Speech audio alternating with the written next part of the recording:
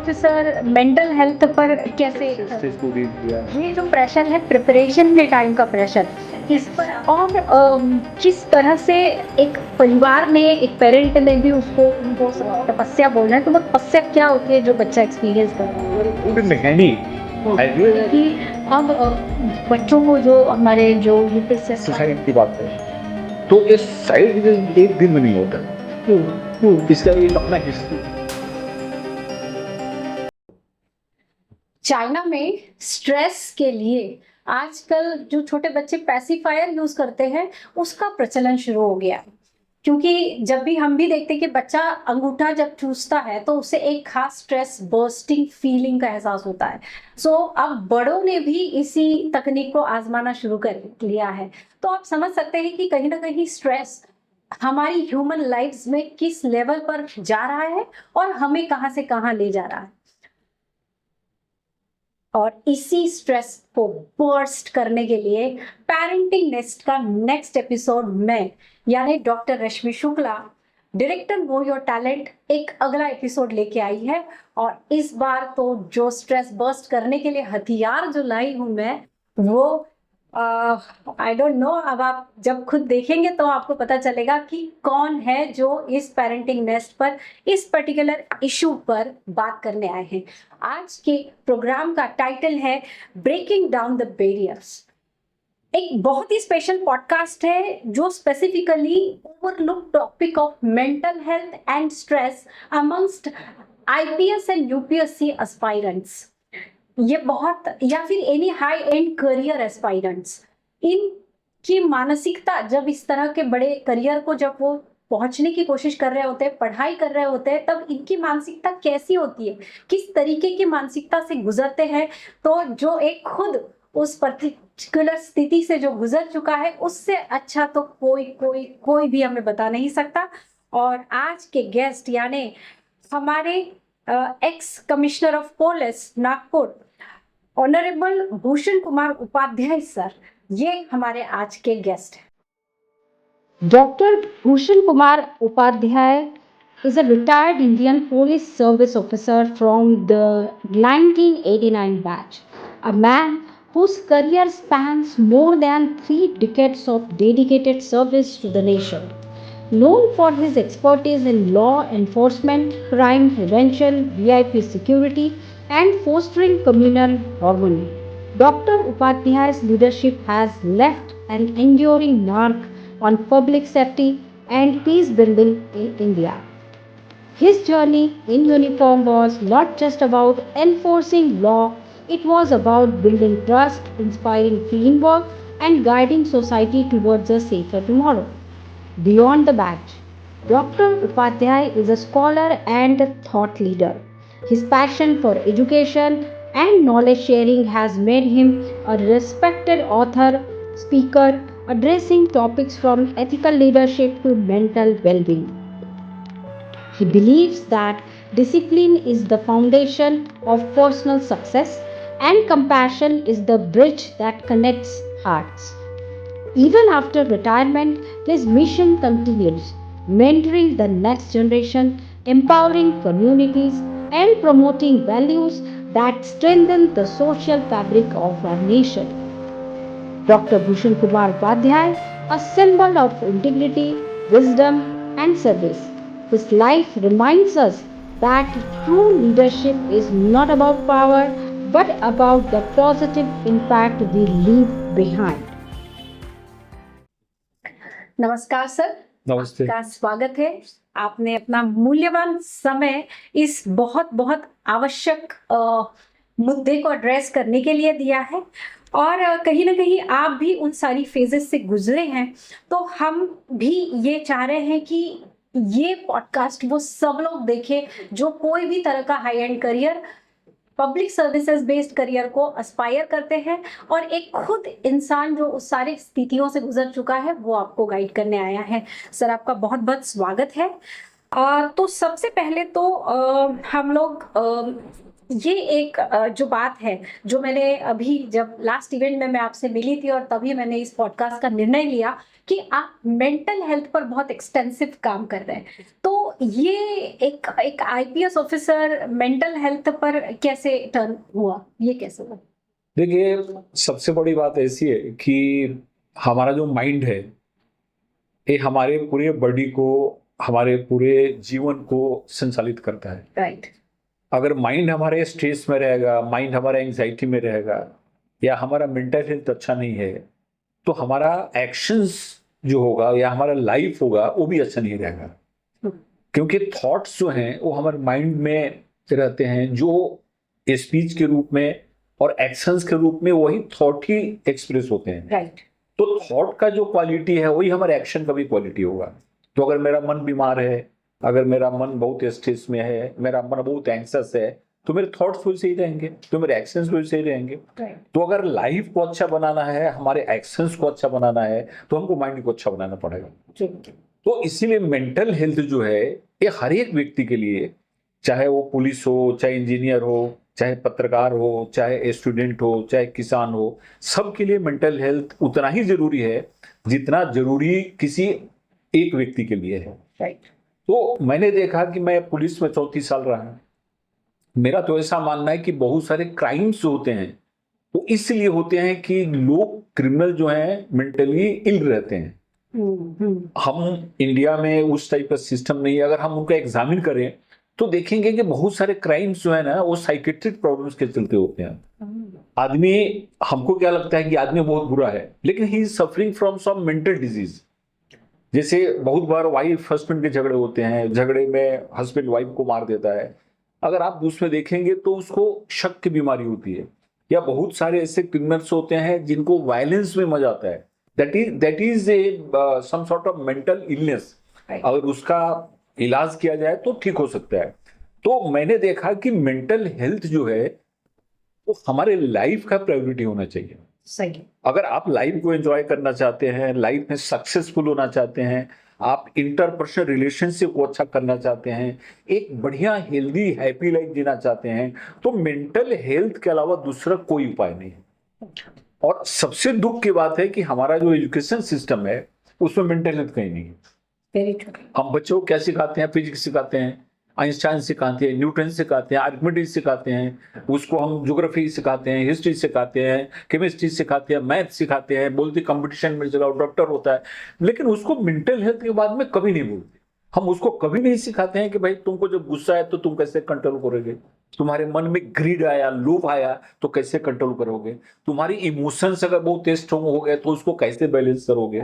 तो बच्चा तो उसका क्या होता है, बहुत सक्सेस हो जाता है, वो डॉक्टर हो जाता है, इंजीनियर बन जाता है, पुलिस ऑफिसर बन जाता है, लेकिन यहाँ पिछड़ जाता है। तो लाइफ में क्या होता है, इमोशन जब कंट्रोल आप नहीं कर पाएंगे, आप अपने विचारों को कंट्रोल नहीं कर पाएंगे, तो हो सकता है कि आप हायर अचीवर हो सकते हैं लेकिन आप लाइफ में फेलियर हो जाएंगे, लाइफ एंजॉय नहीं कर पाएंगे। आप देखो आज हमारे समाज में डिवोर्स का बहुत ही रेट बढ़ रहा है। आप इंटरपर्सनल रिलेशंस देखो खराब हैं, बाप बच्चे खराब हैं, बेटे खराब है, बच्चे सुसाइड कर रहे हैं, बहुत सारे ये प्रॉब्लम्स क्यों आ रहे हैं? क्योंकि हमारा मेंटल हेल्थ कहीं ना कहीं इश्यूज में आ रहा है। अगर आप देखो, अगर आदमी मेंटली बैलेंस है ना तो आप उसको कहीं भी डालो अच्छा काम करेगा, वो परिवार में भी अच्छा काम करेगा, सर्विस में भी अच्छा। अगर मेंटली बैलेंस है तो ना तो ऑफिस में अच्छा काम करेगा ना परिवार में अच्छा काम करेगा। इसीलिए हर एक व्यक्ति की प्रायोरिटी मेंटल हेल्थ होनी चाहिए। और मैं इस चीज को एडवोकेट कर रहा हूं कि हमारे एजुकेशन सिस्टम में शुरू से ही क्लास 1-2 से ही मेंटल हेल्थ को इंक्लूड करना एसेंशियल है, मैंडेटरी है, अगर हम अपने जनरेशन को, फ्यूचर को अच्छा बनाना चाहते हैं। बहुत बहुत सही बात कह रहे हैं सर आप। और कहीं ना कहीं स्कूलों ने इस पर एक छोटी मोटी शुरुआत जरूर की है। सरकार ने जब से कहा है कि मोस्ट ऑफ सीबीएसई स्कूलों में काउंसलर की कंपल्शन कर दी है, तब से कहीं ना कहीं इस चीज पर एक अवेयरनेस बढ़ा है। बच्चे को पढ़ाई में होने वाले स्ट्रगल्स, बिहेवियरल इश्यूज पर कहीं ना कहीं स्कूल लेवल पर एड्रेसल हो रही है। लेकिन जो आपने एक बहुत मुद्दे की बात कही ना, जो एकदम उसका एक इसेंस है, वो ये है कि घर में ही मेंटल हेल्थ को लेकर कोई अवेयरनेस नहीं है, कोई जागरूकता नहीं है, ना वो उसको हम महत्व दे रहे हैं।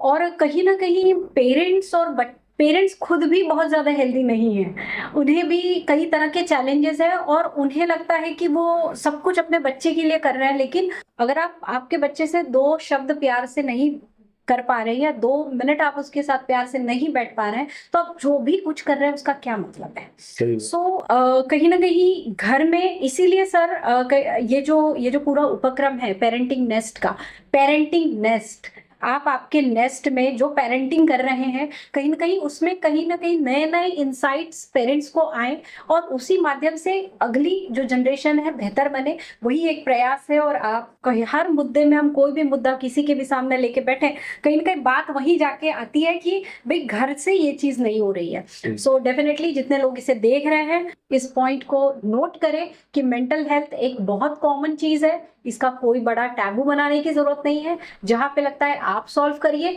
नहीं तो आप अच्छे काउंसलर से कंसल्ट करिए और इस चीज को सॉल्व करिए। So coming to today's main stream, आपने जो जागरूकता दिखाई है, लेकिन आप भी एक फेज से गुजरे हैं जब आप प्रिपेयर कर रहे थे अपने कॉम्पिटिटिव एग्जाम्स के लिए, तो आप किस तरीके का जो है वो चैलेंज उस पर्सन में रहता है, जो प्रेशर होता है उसे कहाँ कहाँ से वो प्रेशर आता है, और बच्चे का खुद का सेल्फ क्रिएटेड प्रेशर क्या होता है। और यहाँ पे हम लोग स्पेसिफिकली जो आईपीएस और यूपीएससी प्रिपेयर करने वाले बच्चे हैं उनके बारे में ज़्यादा बात करेंगे, क्योंकि अब उन्हें ये एक्शन लेनी है और ये उनका लाइक प्राइम टाइम हो सकता है, क्योंकि अभी जस्ट एग्जाम्स हुई हैं ये वीक में और शायद अगले 1 महीने में उनके इंटरव्यूज भी होंगे।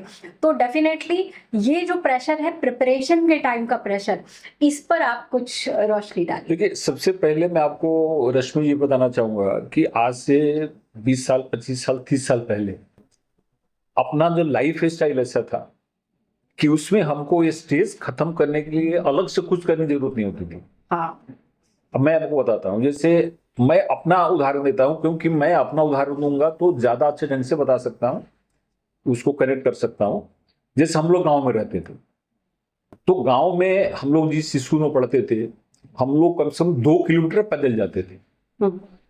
तो अगर कोई व्यक्ति रोज 2 किलोमीटर पैदल चलेगा तो उसके तो इससे खत्म हो जाएगा बच्चे का। वो स्कूल में जाने के बाद वहां पे हम लोग को पंखा नहीं था, हाँ, इलेक्ट्रिसिटी भी स्कूल में नहीं थी, बिजली नहीं भरी थी तो इलेक्ट्रिसिटी कट गई थी। राइट। उसके बाद हम लोग वहां पे एक ही बेंच पे, और बेंच एक ऐसा रहता था उस पर सब कोई बैठता था। उसके बाद फिर हम लोग जो घर से टिफिन ले जाते थे, हम सब बच्चे वहां पे बैठ के एक साथ खाते थे। 4 बजे क्लास खत्म हो जाता था और 4 बजे के बाद किसी को फुटबॉल खेलना है, वॉलीबॉल खेलना है, 1 घंटा खेलेगा, 5 बजे तक वहां से फिर घर आते थे, फिर पैदल आते थे। हाँ, घर पे आने के बाद अपनी दादी रहती थी घर पे, घर पे चाचा और छोटे भाई रहते थे, तो दादी के साथ बैठते थे। वो अपने को कुछ महाभारत की कथा सुनाएंगी या कुछ अपनी बात सुनाएंगी। भाई लोगों के साथ थोड़ा झगड़ा होता था, बहन के साथ कुछ झगड़ा होता था। उसके बाद फिर शाम जैसी होती थी तो अपने पास बिजली भी नहीं थी, तो अपना जो लालटेन होता था, लालटेन लेके पढ़ने बैठ गए। उसके बाद फिर 1 घंटा पढ़े, फिर खाना वाना खा के सो गए। अब आप ये जो लाइफ स्टाइल देखेंगे, इसमें जो विद्यार्थी जीवन में स्ट्रेस आता था वो ऑटोमेटिक निकल जाता था। पैदल चलना, खेलना, भाई बहनों के साथ रहना, आदि के साथ समय बिताना, राइट। और 8 बजे तक आदमी सो ही जाता था।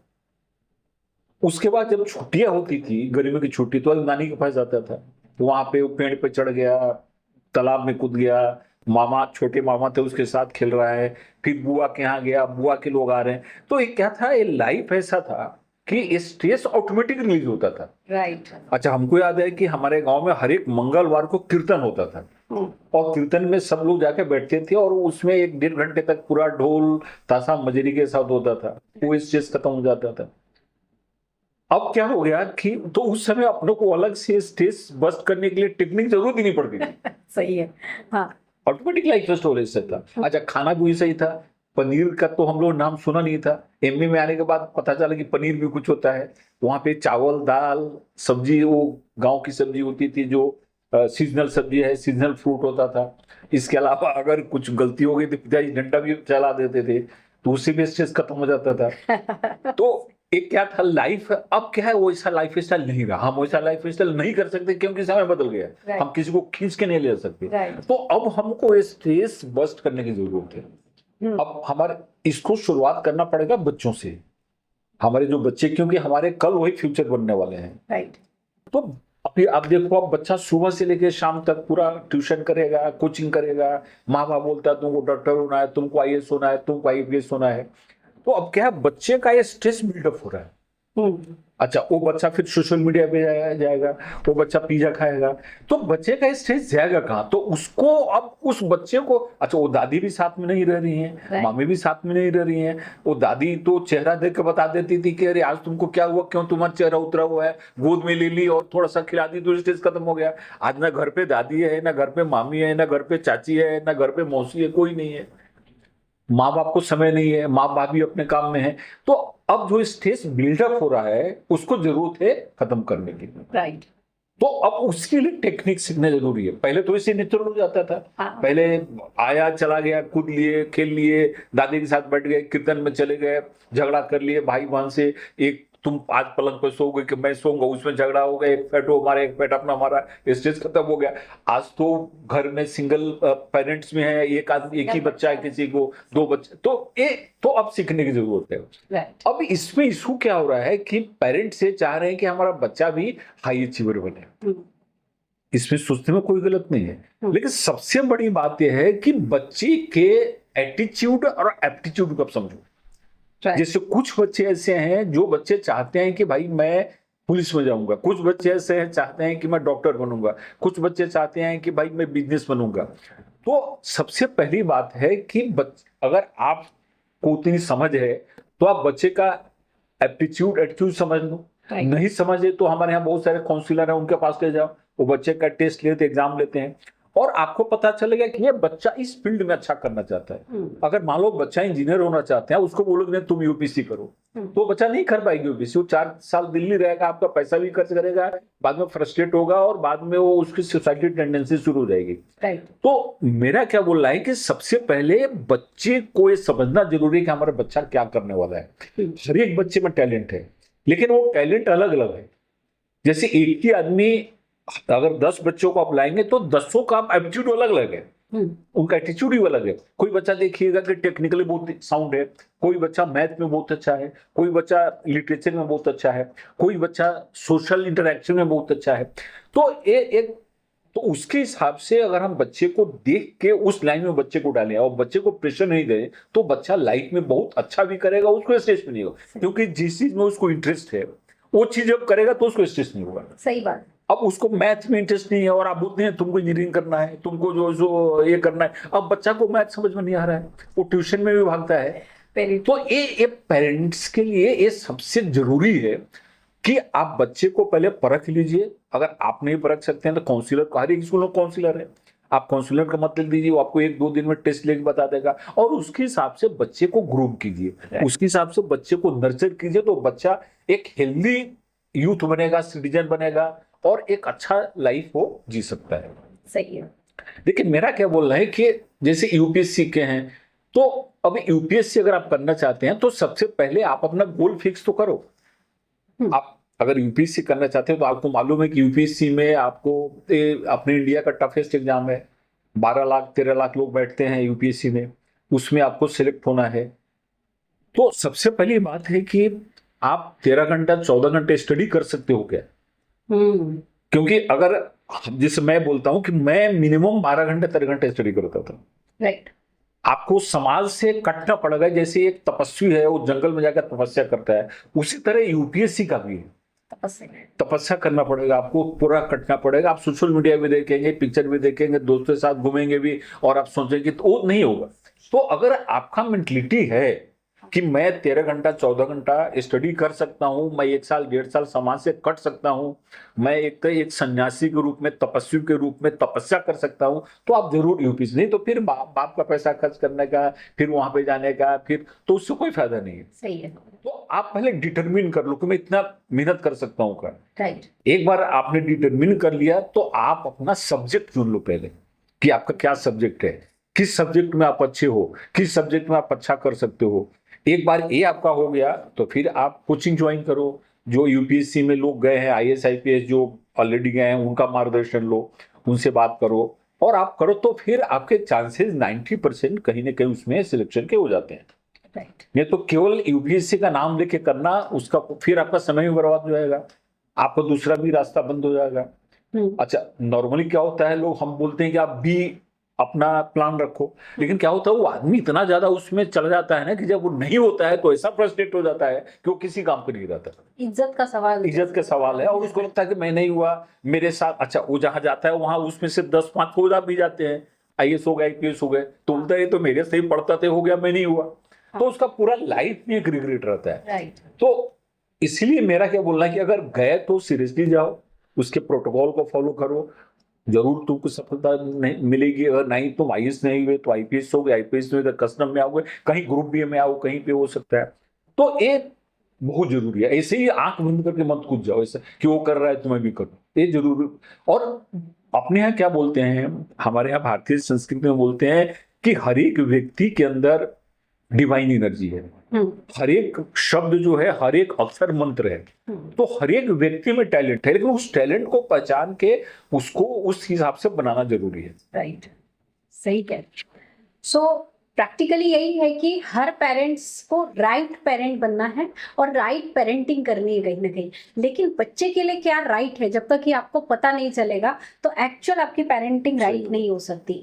तो कहीं ना कहीं सर ने जो बहुत सही तरीके से कहा कि करियर काउंसलिंग एक बहुत जरूरी जरिया है कि जिससे आप समझ लें कि सच में बच्चा वाकई में UPSC के लिए एलिजिबल है इंटेलेक्चुअली, पहला बात। तो करियर काउंसलिंग और एप्टीट्यूड टेस्टिंग से समझ सकते हैं। उसके बाद फिर उस मेहनत के लिए मेंटल तैयारी, यानी इंटेलेक्चुअल तैयारी चलो ठीक है, लेकिन मेंटल तैयारी भी है अगर आपकी कि भाई आप कर सकते हो तो ही आप ऑप्ट करें। तो नेचुरली कई सारे स्ट्रेस चले जाएंगे उसमें। फिर उन्होंने जो पेरेंट्स वाला पार्ट कवर किया है कि पेरेंट्स बच्चे की क्षमता के हिसाब से करियर देंगे तो वैसे ही स्ट्रेस नहीं आएगा।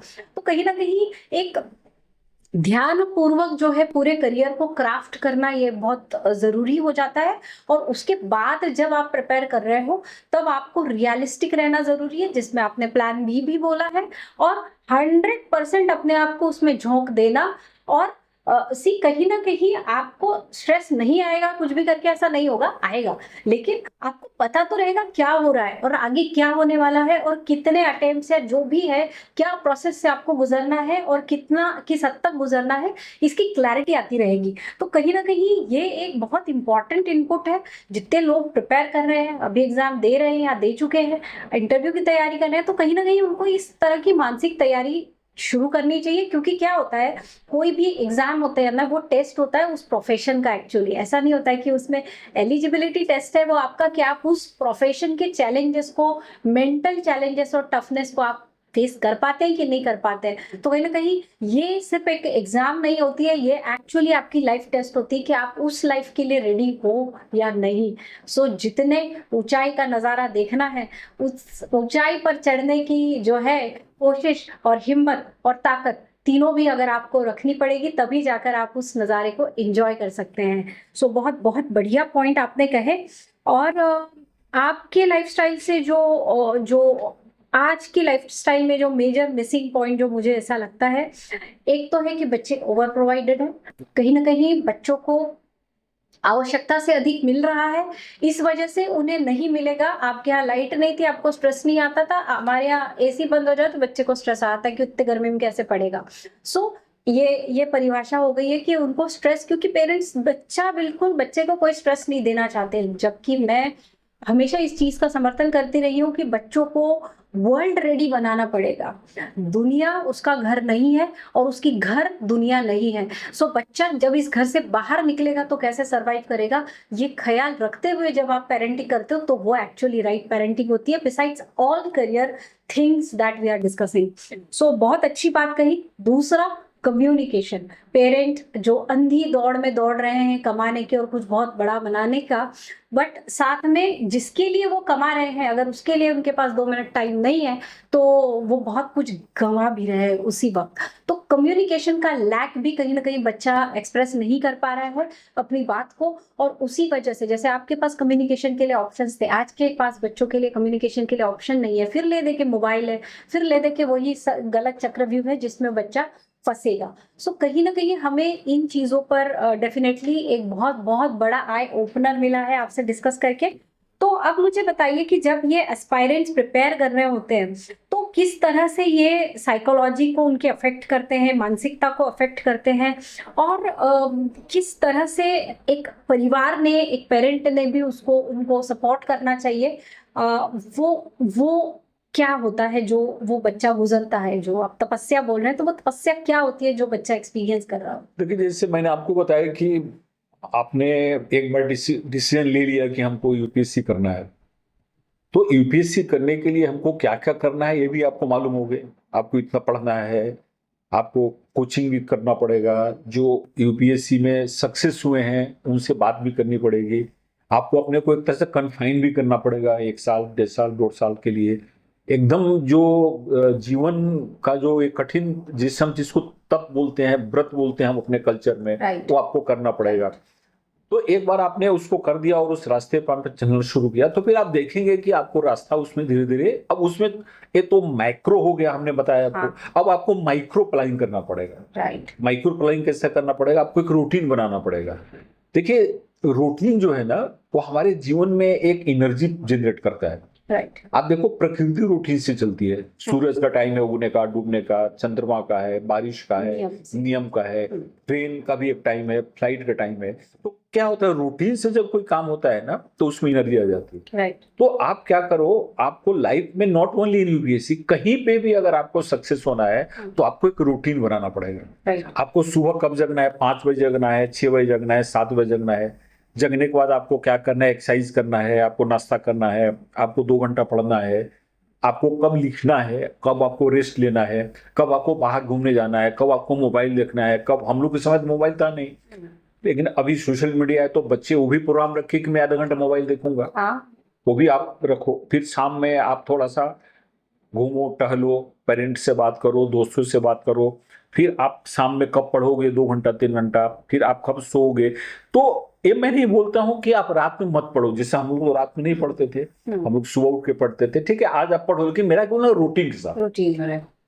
तो जब रूटीन आ जाएगा ना, तो क्या होता है, एक सिस्टमेटिक एनर्जी आपके बॉडी में पैदा होगी, क्योंकि ये दुनिया रिदम से चलती है। सही। जैसे आप रोज अगर सुबह 6 बजे उठ रहे हो, तो आपको आपके जीवन में रिदम पैदा हो जाएगा। आप रोज अगर 1 बजे खाना खा रहे हो, तो आपका बॉडी माइंड समझ जाएगा कि हमको 1 बजे खाना खाना है। अब कभी आप 1 बजे खाना खा रहे हो, कभी 3 बजे खा रहे हो, तो बॉडी माइंड कंफ्यूज है।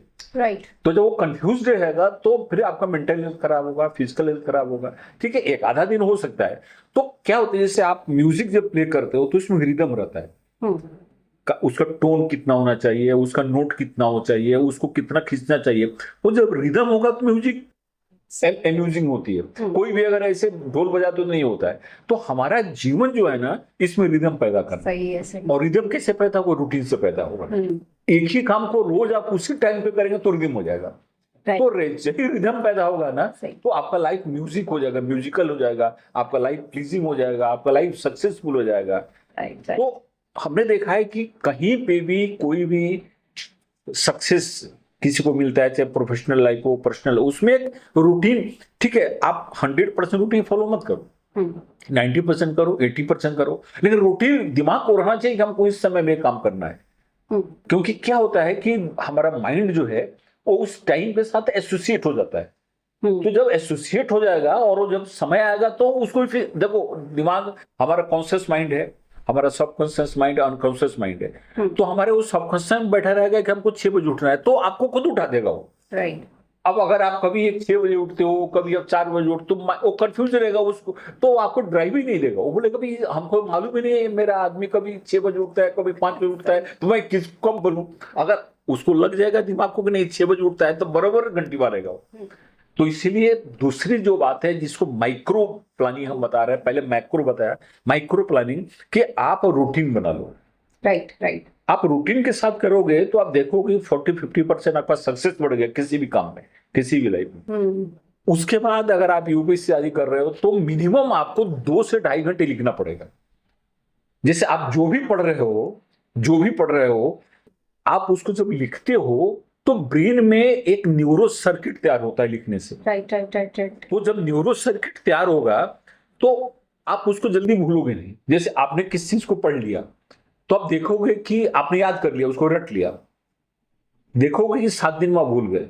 आप उसका, आपने जिसको याद किया उसको कोई लिख लो आप एक बार, आप देखोगे को 15 दिन तक आप नहीं बोलोगे। काइनेस्थेटिक लर्निंग भी ऐड। हाँ, तो वो क्या होता है, न्यूरो साइंस के अनुसार हम जब चीज को लिखते हैं तो हमारे माइंड में न्यूरल पाथ तैयार हो जाता है, और न्यूरल पाथ जब तैयार हो जाएगा तो ज्यादा दिन रहता है।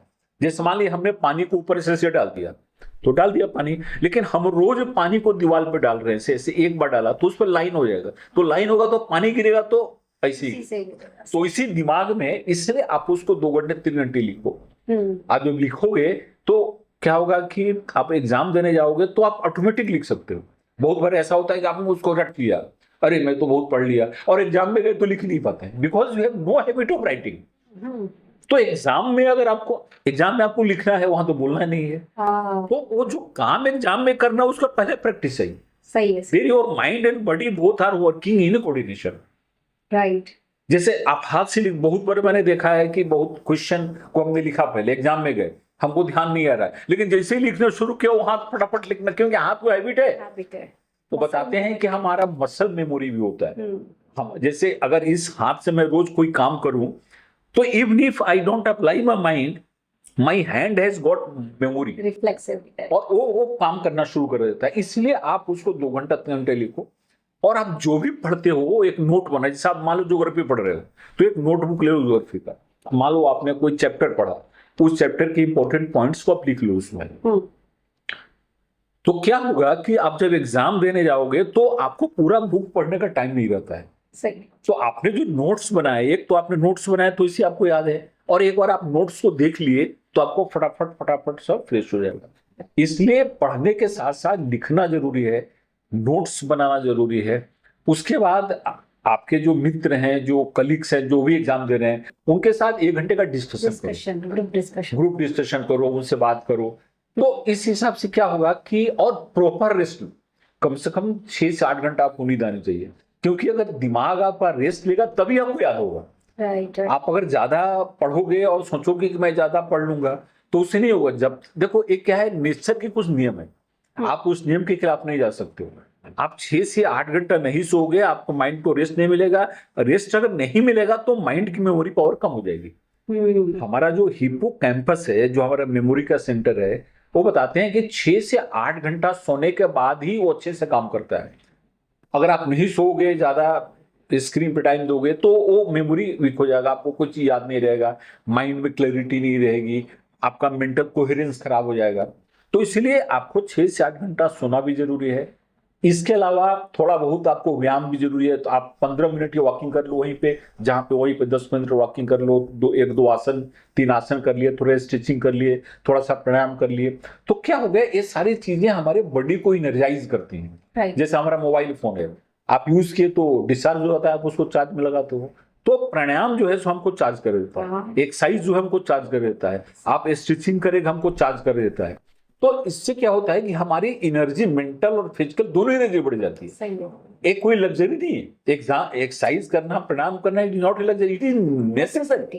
ये हमारा नेसेसिटी है। तो ये सारे चीजें क्या है, हमको सीखना जरूरी है, हमारे बच्चों को सिखाना जरूरी है। जब बच्चे इनको करेंगे तो स्ट्रेस भी आएगा। जैसे हम कपड़ा पहन के बाहर गए, मेरा कपड़ा गंदा हो गया, हम घर पे आके उसको साफ करके फिर पहन लिए, तो रोज हमारे दिमाग गंदा हो रहा है, रोज स्ट्रेस आ रहा है, लेकिन हम कपड़ा तो साफ कर लिए, हमने दिमाग के लिए क्या किया। सही। तो ये सारी जो एक्सरसाइज आपने कर लिया, थोड़ा प्राणायाम कर लिया, मेडिटेशन कर लिया, स्टिचिंग कर लिया, आप सो गए तो स्ट्रेस डाइल्यूट हो गया आपका। फिर आप उसके काम करो, नहीं तो बिल्डअप होते होते होते होते एंग्जाइटी में आएगा, सिजोफ्रेनिया में आएगा, मेंटल डिसऑर्डर में आएगा, आपके लाइफ को डिस्टर्ब करेगा, आपको गुस्सा आएगा, चिड़चिड़ापन आएगा। तो ये सारा ये स्किल जो है ये जरूरी है। जैसे हम लोग जब पढ़ते थे 13 घंटे 14 घंटे पढ़ने के बाद भी हम हमेशा 15-20 मिनट वॉकिंग करते थे, जहां पे टाइम मिला, 2-4 आसन कर लिया, थोड़ा आंख बंद करके मेडिटेशन कर लिया। ये नहीं है कि हमको घंटों करना है, हम 5 मिनट भी किए, प्राणायाम कर लिए, थोड़ा मेडिटेशन कर लिए, थोड़ा शांत होकर बैठ गए, हम पूजा करते। अगर आपको किसी ईश्वर पे विश्वास हो तो आप पूजा भी कर सकते हो, उससे भी एक मेंटल एनर्जी आती है। न्यूरोसाइंस बोलता है कि अगर आपकी श्रद्धा है तो उससे भी आपका माइंड अच्छा हो। तो ये सारी चीजें, टेक्निक्स हमको सीखने की जरूरत है। सही। बिल्कुल सही।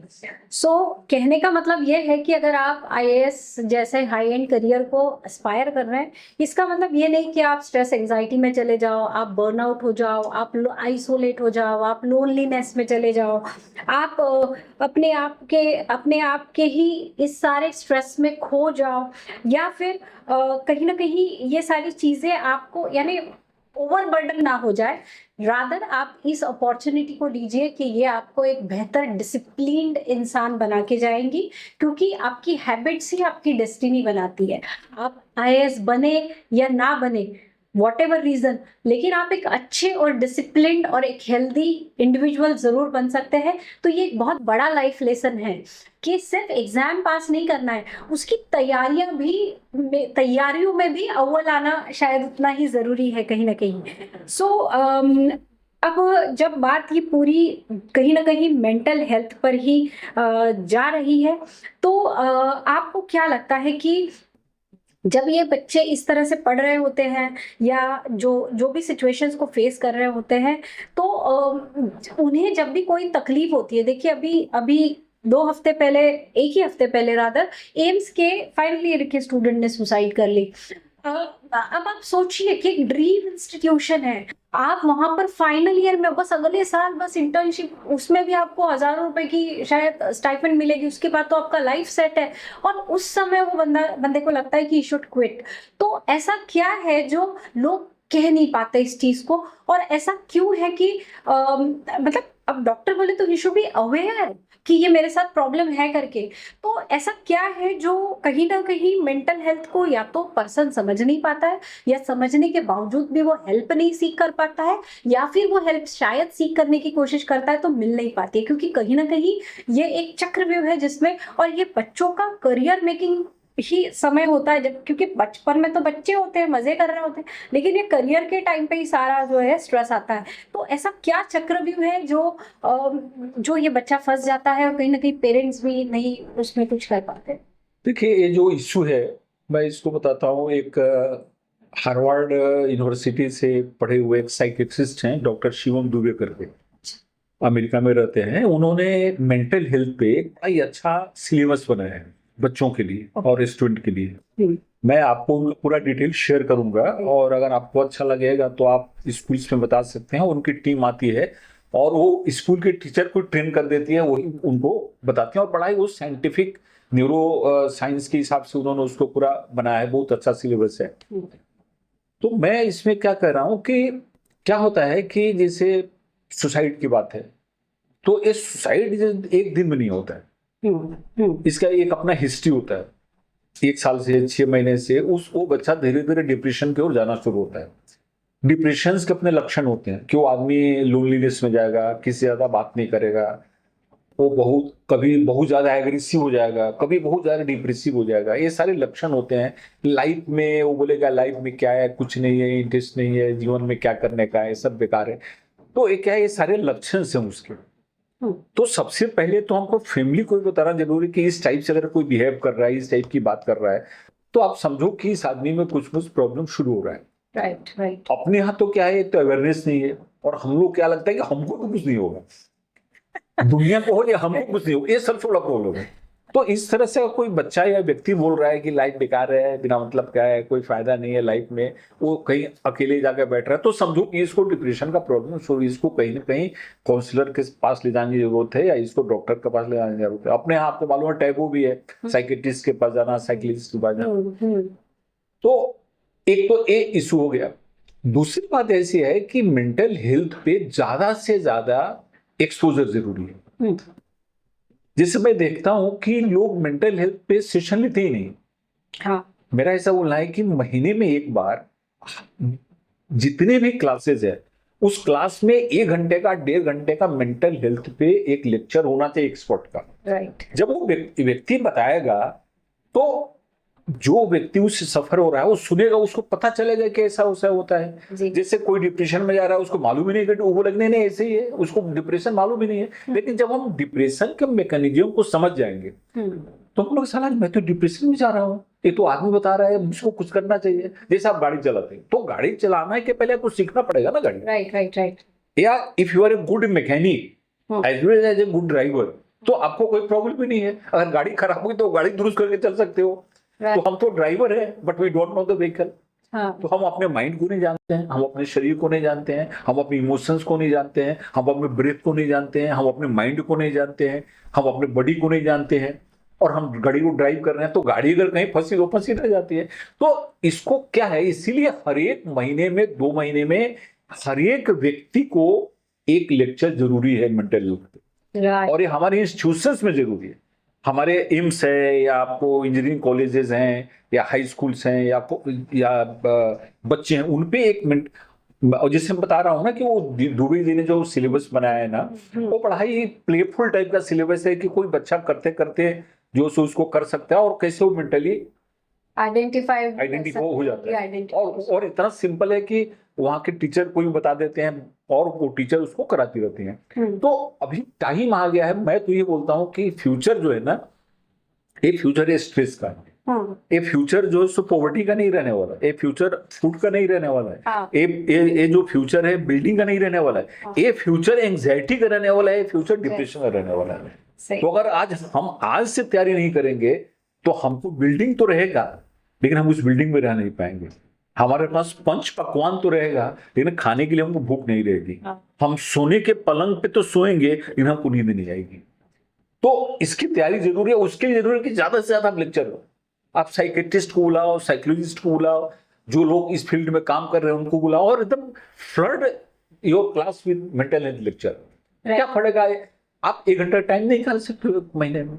सही है। आपका बच्चा सुसाइड कर रहा है, जो सुसाइड जिसके घर में बच्चा किया उसका परिवार गया, खत्म हो गया।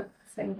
आप उसने बच्चे को इतने पढ़ाया, एम्स में लाया, इंजीनियरिंग में लाया, आईआईटी में लाया, उसका तो परिवार गया, वो तो किसी काम का नहीं रहा। आप उस बच्चे को बचाने के लिए क्या 1 महीने में एक लेक्चर नहीं ले सकते हो? किसी को बुला कर 5, 8, 10 हजार दे नहीं सकते हो? आप क्या तो लोग ऐसे फ्री आके बता देंगे आपके पास इतना फंड है, आप बिल्डिंग पे बिल्डिंग बना रहे हो, 1000 करोड़ का बिल्डिंग बना रहे हो, और जो इनवैल्यूएबल जो आदमी है, जो इसकी कोई कीमत, उसका क्या है? तो इस पे तो जागरूकता जरूरी है ना। इस पे तो आप अगर पेरेंट्स से बोलोगे कि हमको तुम हर एक महीने 200 रुपए ज्यादा दो, देगा पेरेंट ज्यादा? आप बुलाओ अच्छे एक्सपर्ट्स को, आप लेक्चर दिलाओ उन लोगों को, आप देखो कि और अगर कुछ लगता है बच्चा है तो उसको देखिए। हमारे यहाँ इंडियन कल्चर में क्या गुरु का सिस्टम है, हम गुरु करते थे, जैसे दीक्षा लेते थे, और कुछ भी होता था तो हम गुरु से बात करते, तो गुरु हमको गाइड करता था। राइट। तो हमारा जो आज ठीक है उस टाइप का गुरु, आज हमारा काउंसलर है, आज मेंटल हेल्थ के एक्सपर्ट्स लोग हैं, आप उनसे बात करो। बहुत लोग ऐसे हैं कि उनको पैसे की जरूरत नहीं है, जैसे मैं कहीं पे जाता हूँ लेक्चर देता हूँ तो मुझको आनंद ही होता है कि मुझसे कोई बेनिफिट ले रहा है, मुझसे किसी को फायदा हो रहा है, मैं सोशल कर रहा हूँ, मैं किसी को हेल्प कर रहा हूँ। तो ये तो लेकिन किसको करना पड़ेगा? बच्चा तो ऑर्गेनाइज नहीं करेगा, स्कूल में ऑर्गेनाइज करना चाहिए, किसी को इंस्टीट्यूशंस में करना पड़ेगा। तो मैं तो ये बोलता हूँ कि जिस इंस्टीट्यूशंस में अगर बच्चा सुसाइड करता है उसमें इंटरनल ऑडिट होना चाहिए कि आपने मेंटल हेल्थ के लिए क्या किया, and the principal and the director should be held responsible for that. Very true. Why you are not taking care of the mental health? आपने मेंटल हेल्थ पे क्या लेक्चर किया, आपने मेंटल हेल्थ के बारे में क्या बताया, स्ट्रेस के लिए आपने क्या बताया बच्चों को? आपको इतनी सैलरी मिल रही है, आपको इतनी फैसिलिटी मिल रही है, आप बच्चों के मेंटल, तो एक क्या है, एक सिस्टमेटिक चेंज करना बहुत जरूरी है। सही कह रहे हैं। मेंटल हेल्थ, हम अगर मेंटली हेल्दी रहेंगे तो हम छोटा भी काम करके सुखी रह सकते हैं। अगर हम मेंटली हेल्दी नहीं है तो 10 लाख 50 लाख की सैलरी भी हमारे काम नहीं आने वाली। सही है। सो रूटीन को रिचुअल में बनाना पड़ेगा, और उस रिचुअल में मेंटल हेल्थ एक इम्पोर्टेंट डालना पड़ेगा, ही बना देना पड़ेगा। जैसे आप ज्योग्राफी सिखाते हो, मैं तो इसे एक मेंटल हेल्थ का भी करिकुलम डालूंगा, उसको भी सिखाऊंगा। अनकोड योर माइंड, रेगुलरली उनकी एक स्ट्रेस असेसमेंट की टेस्ट होती है, रेगुलरली की जा सकती है। बिल्कुल कर सकते हैं सर, क्योंकि अभी तो कितने इंस्टीट्यूशंस हैं जो कंटिन्यूअसली सुसाइड्स के जो है इंसिडेंसेस देख रहे हैं। और अर्ली आइडेंटिफिकेशन, आपने जैसे कहा कि एक इम्पॉर्टेंट चीज है, मूड स्विंग है, या तो आजू बाजू वाले आइडेंटिफाई करें या पर्सन खुद इतना अवेयर हो जाए कि उसे लगे कि कुछ कुछ हो रहा है। लेकिन वो कैसे अवेयर, सुनेगा तब तो होगा ना, उसको सामने एक्सपर्ट से बताएगा तो उसका दिमाग खुलेगा ना, क्यों? उसका दिमाग तो क्लोज हो जाता है, वो जब सुनेगा तो अरे भाई ऐसा हो रहा है, तो मुझको ऐसा हो रहा है, ऐसा, तो हाँ, मुझे टाइम रहते अगर आप उसको बताएंगे तो ही कैन टेक केयर। ऐसा है। सो ये रेगुलर एक रूटीन रिचुअल शामिल करने से मुझे लगता है कि कई सारी दिक्कतें दूर हो जाएंगी और कहीं ना कहीं फ्यूचर में चीज़ें और Yes. ज़्यादा सेफ और सिक्योर हम देख पाएंगे। सो आप इसमें जो एक स्ट्रेटेजी है, बेसिकली आपने रूटीन और बैलेंस बिल्कुल कहा है, माइंडफुलनेस और स्ट्रेस रिडक्शन टेक्निक्स, बेसिकली इसका डेफिनेटली क्राउड में अवेयरनेस नहीं है, लेकिन डेफिनेटली हमें इंस्टीट्यूशनलाइज्ड एक अप्रोच लेनी चाहिए, ताकि और इंस्टीट्यूशन ने खुद ने एक अप्रोच लेनी चाहिए कि भाई हमें हर तरीके से जो है चीज़ों को एक रूटीन में लाना है और मेंटल हेल्थ को प्रायोरिटाइज करना है। बेसिकली क्या हुआ है, कहीं ना कहीं मेंटल हेल्थ को कोई भी प्रायोरिटाइज नहीं कर रहा है, और इतने सारी सिचुएशंस देखने के बाद भी कोई इस पर एक्शन भी नहीं ले रहा है या लेना नहीं चाह रहा है। तो ये मेरे ख्याल से एक है जिसमें आपने जो कुछ चीज़ें ऑलरेडी अच्छे से कवर की है, वो है कि एक फिजिकल एक्टिविटी की हैबिट होनी चाहिए। आप कह रहे हैं कि आप 2 किलोमीटर रोज चलते थे, क्योंकि चलना पड़ता था। आज के बच्चों को चलना पड़ जाए तो वो उनके लिए स्ट्रेस हो जाएगा, जबकि साइंस ये बताती है कि चलना मेंटल हेल्थ के लिए अच्छा है। सो कहीं ना कहीं ये चीज़ों का एहसास हमें दिलाना होगा लोगों को। और जो हेल्प है, आप ये बोल रहे हैं बराबर है, एक सेल्फ अवेयरनेस, और उसके लिए एक रेगुलरली जो एक अवेयरनेस जैसे ही आ जाएगा, मेरे ख्याल से निदान अपने आप होते चले जाएंगे, आदमी खुद के लिए जागरूक होने लगेगा। तो अब जो है थोड़ा सा नैरो डाउन इस चीज़ को इस पर करते हैं कि अब अगले 10 दिनों में, 8-10 दिनों में जो है आई डोंट नो, एक आध महीने में शायद से एग्जाम्स है, तो उसके बाद इंटरव्यूज भी होंगे या रिजल्ट्स आएंगे। तो अब आप कैसे बता पाएंगे कि अब बच्चों को, जो हमारे जो यूपीएससी एस्पायरेंट्स है, उनको अब किस तरह से अपने माइंडसेट को सेट करना है? ठीक है, अभी तक जो हो गया, एग्जाम भी दे दी उन्होंने, लेकिन अब आगे में अपना माइंडसेट कैसे वो रखें, इंटरव्यूज को कैसे फेस करें और फेलियर्स को कैसे लें? दैट इज जो बिल्कुल नहीं सिखाया जाता कि फेलियर्स के साथ क्या करना। देखिए क्या है, मैं आपको बता, देखिए हमारा जो शरीर है, इसी शरीर में मन है, तो मन जो है हमारे शरीर को इफेक्ट करता है, और हमारे शरीर को जो कुछ होता है वो मन पे इम्पैक्ट होता है। जैसे अगर शरीर को चोट लग गई तो मन भी दुखी हो जाता है, मन में स्ट्रेस आया तो शरीर भी ये होता है। तो क्या होता है कि हमारे बॉडी और माइंड का एक बड़ा जबरदस्त इंटरकनेक्ट है। लेकिन माइंड क्या, माइंड सटल है, सूक्ष्म है, उसको हम कुछ नहीं कर, वो तो दिखता भी नहीं है। तो हमको क्या करना है कि थ्रू बॉडी माइंड तक आना है। न्यूरो साइंस में ऐसी चीजें देखी गई हैं, योग में देखी गई हैं कि हम शरीर से कुछ अगर चीज करेंगे तो हमारा माइंड रिलैक्स हो जाता है। Okay. और उसमें सबसे इंपॉर्टेंट हमारा ब्रेथ है, हमारा ब्रीदिंग है। हमारे माइंड और ब्रेथ का बहुत जबरदस्त कनेक्शन है। अगर हमारा ब्रेथ डिस्टर्ब है तो माइंड भी डिस्टर्ब हो जाता है। आप देखेंगे अगर आपका माइंड डिस्टर्ब है तो ब्रेथ भी डिस्टर्ब हो जाता है। तो छोटे छोटे हम ब्रीदिंग एक्सरसाइज करके, प्राणायाम करके हम माइंड को काम डाउन कर सकते हैं, माइंड को कूल डाउन कर सकते हैं। और मैं यहाँ पे एक छोटा सा टेक्निक बता देता हूँ, बच्चे के लिए भी, किसी के लिए भी, कि आप कहीं पे भी अगर आप सुबह बैठे हैं, आपको स्ट्रेस आ रहा है, अगर आपको टाइम है तो आप आंख अपना बंद कर लीजिए और 5 मिनट तक अपने ब्रीदिंग को केवल वॉच कीजिए।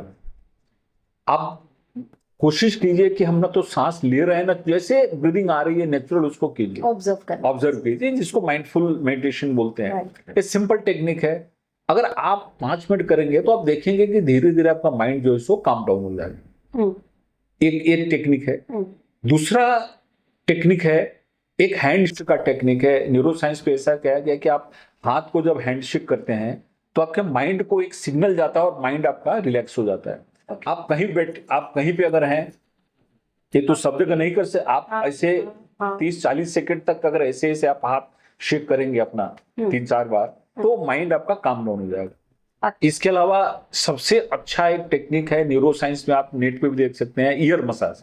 आप अपने कान को खींचिए ऐसे। अगर आप 2 मिनट तक कान का मसाज करेंगे तो एकदम देखेंगे कि आपका माइंड एकदम रिलैक्स हो गया। क्योंकि पहले स्ट्रेसफुल माइंड का स्कैन किया, देखा कि माइंड में बहुत स्ट्रेस है। उसके बाद ये ईयर मसाज उससे कराया और 2 मिनट बाद फिर स्कैन किया तो देखा कि उसका माइंड का स्ट्रेस लेवल कम हो गया। वंडरफुल। उसके बाद आप हमिंग कर, कहीं बैठ के आप आराम से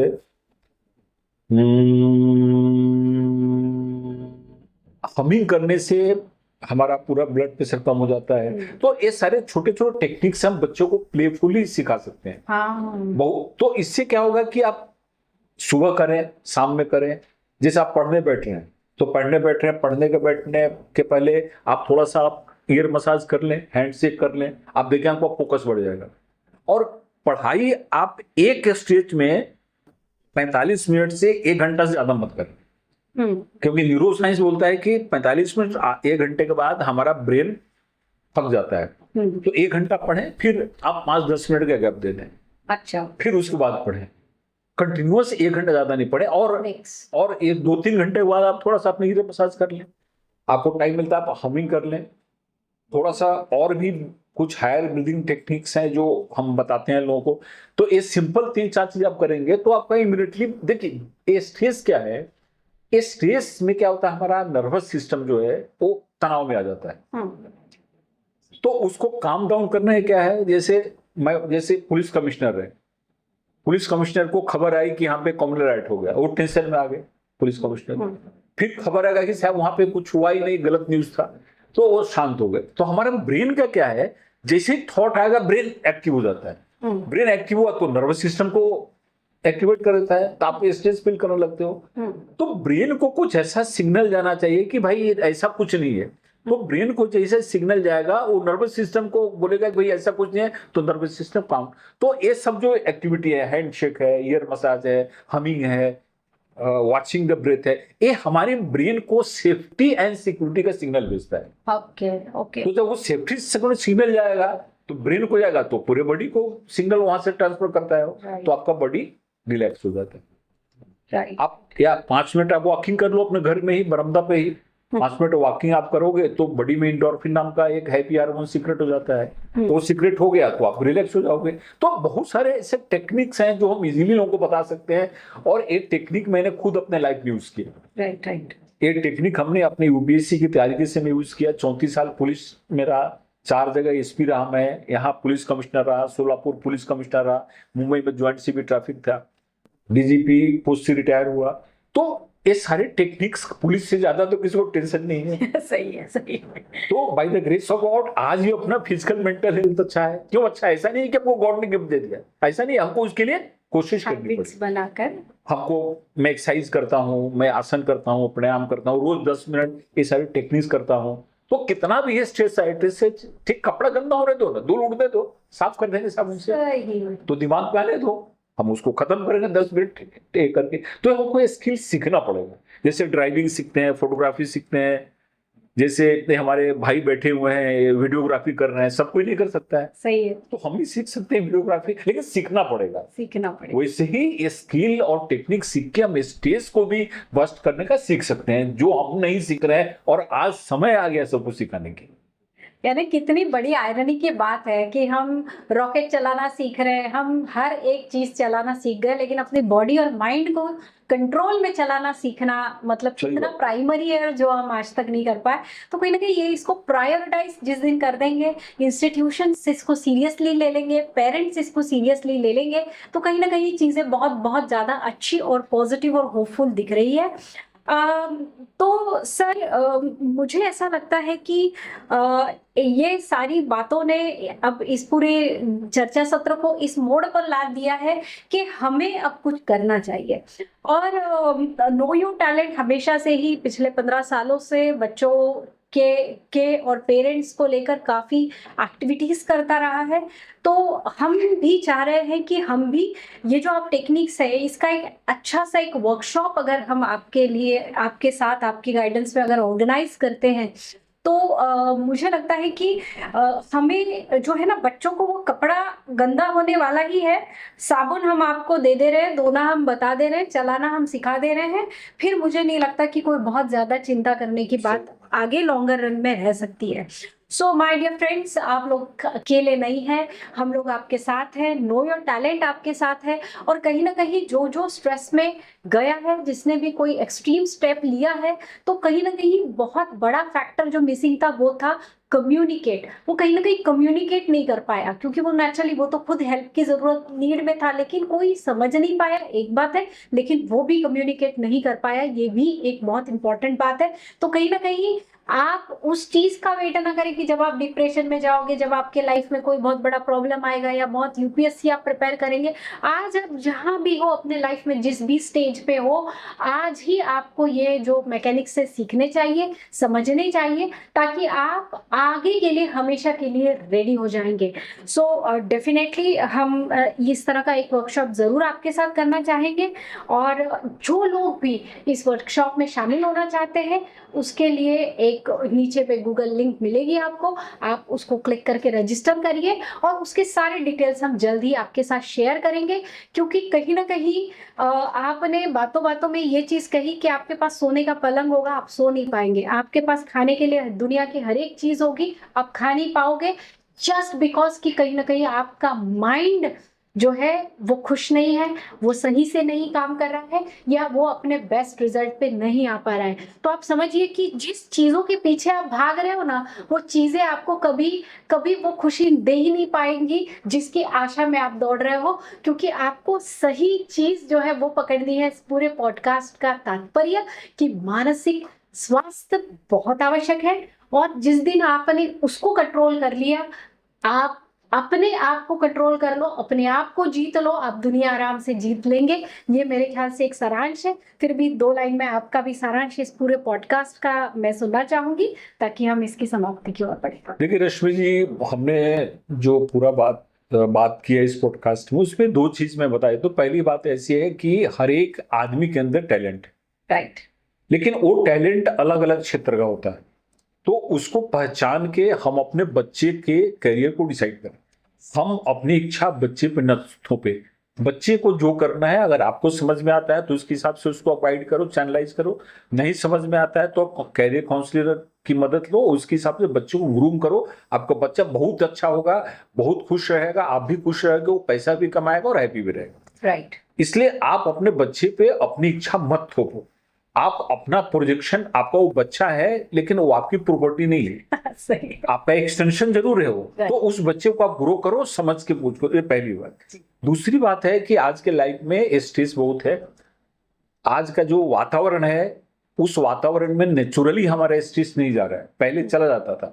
तो अब स्ट्रेस को डील करने के लिए हमको टेक्निक सीखने की जरूरत है। जैसे हम ड्राइविंग सीखते हैं और सारी, वैसे में स्ट्रेस को बस्ट करने के लिए टेक्निक सीख सकते हैं, स्किल सीख सकते हैं। न्यूरो साइंस में बहुत सारी टेक्निक्स हैं, हमारे योगा में टेक्निक्स हैं, मेडिटेशन में टेक्निक्स हैं, और ये छोटे छोटे टेक्निक्स हैं। उसको बहुत ज्यादा सीखने में भी कुछ ज्यादा झंझट नहीं है। आप रोज 10 मिनट करोगे तो आपका स्ट्रेस दूर हो जाएगा। और अगर आप स्ट्रेस को मैनेज कर पाते हो, एंजाइटी को मैनेज कर पाते हो, तभी आपके लिए धन दौलत पावर पोस्ट का भी अर्थ है। अदरवाइज सब बेकार हो जाएगा और लाइफ मिजरेबल हो जाएगा। तो अगर आप लाइफ को हैप्पी बनाना चाहते हो, लाइफ को प्लेजरेबल बनाना चाहते हो, लाइफ को लिवेबल बनाना चाहते हो, तो आप मेंटल हेल्थ पे ध्यान दो, मेंटल हेल्थ टेक्निक सीखो। और वो टेक्निक आप कहीं भी सीख सकते हो, they are not very difficult. और मैंने आपको बहुत सारी चीजें शेयर की हैं। मेरा एक आपका यूट्यूब चैनल भी है, आईपीएस भूषण कुमार। एक मेरा इंस्टाग्राम भी है, आईपीएस भूषण कुमार। उसमें बहुत सारे 50 वीडियो हैं, सारे टेक्निक्स हैं। और जैसे आपने बताया कि मैं 3 घंटे का एक वर्कशॉप भी लेता हूं, जिसमें मैं छोटे छोटे टिप्स बता के आप स्ट्रेस से कैसे दूर हो सकते हो। 34 साल में मैंने पुलिस लाइफ में कैसे स्ट्रेस को डील किया, जब मैं यूपीएससी की तैयारी करता तो उस समय स्ट्रेस को कैसे डील किया, इसमें लोगों को शेयर करता हूँ। और इससे काफी लोग, मेरे व्हाट्सएप ग्रुप है उस पर भी बहुत लोग जुड़े हुए हैं। तो इस हिसाब से मैं ये चाहता हूँ कि हम एक अच्छी दुनिया बनाएं। अच्छी दुनिया कैसे बनेगी? अच्छे लोग से बनेंगे। अच्छे लोग कौन होंगे? जो खुश लोग होंगे। बीमार लोग तो अच्छी दुनिया बना नहीं सकते हैं। तो हमको अच्छी दुनिया बनानी है, स्ट्रेस फ्री दुनिया बनानी है, मेंटली हेल्दी लोगों को बनाना है, परिवार को भी अच्छा करना है, देश को भी अच्छा करना है और दुनिया को भी अच्छा करना है। बहुत बहुत बहुत बहुत बढ़िया बात कही आपने। और आप लोग, जो लोग इसे देख पा रहे हैं और जो लोगों ने देखना चाहिए ऐसा आपको लगता है, तो आप ये जरूर उन लोगों के साथ शेयर करिए। क्योंकि आप केयर करते हैं तो शेयर जरूर करेंगे। और ये एपिसोड आपको कैसा लगा ये भी आप बताइए। अगले एपिसोड में आप क्या सुनना चाहते हैं ये भी हमें बताइए। हम जरूर आप सबकी हर नीड के हिसाब से आपके लिए ऐसे ही अच्छे अच्छे एक्सपर्ट लाते रहेंगे। भूषण सर, आज आप आए, आपने आपका वक्त हमें दिया, आपका बहुत बहुत धन्यवाद। बहुत बहुत धन्यवाद। नमस्ते।